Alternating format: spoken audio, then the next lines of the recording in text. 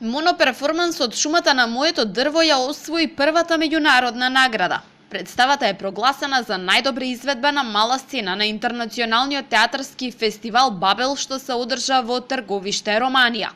Се работи за експериментален истражувачки проект во кој настапува актерот Васил Зафирчев. Режијата е на Александар Ивановски, а користени се текстови на авторот Сашо Димовски. Автор на музиката е Сашко Костов, кој во перформансот е во улога на активен чинител во целата драмска структура на истиот, создавајќи музика на неконвенционални инструменти. Во Велес перформансот беше изведен во 2 наврати, а кога се фестивалите во прашање, на крајот на октомври екипата настапува на фестивал во Сеул, Јужна Кореја. "Шумата на моето дрво" е копродукцијски проект на Северно од Импакт и Велешкиот театар. Инаку Велешки театар деновиве го очекува и настап на фестивалот Војдан Чернодрински во Прилеп.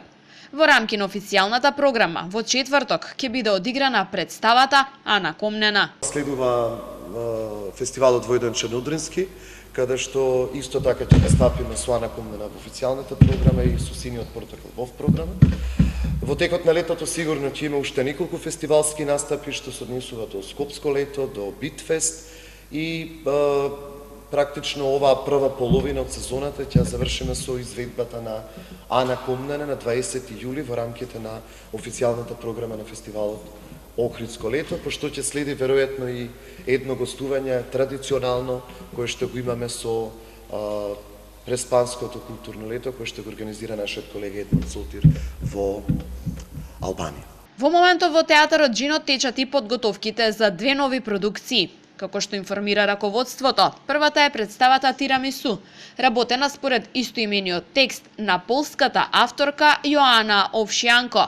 Режијата е на Теа Беговска, а представата е дел од годинешната програма на театарот, поддржана од Министерството за култура на Република Македонија.